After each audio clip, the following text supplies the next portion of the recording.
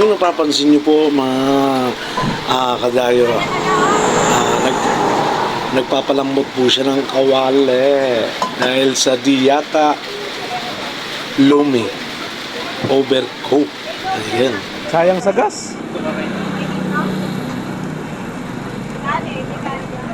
Sayang sa gas. Oh!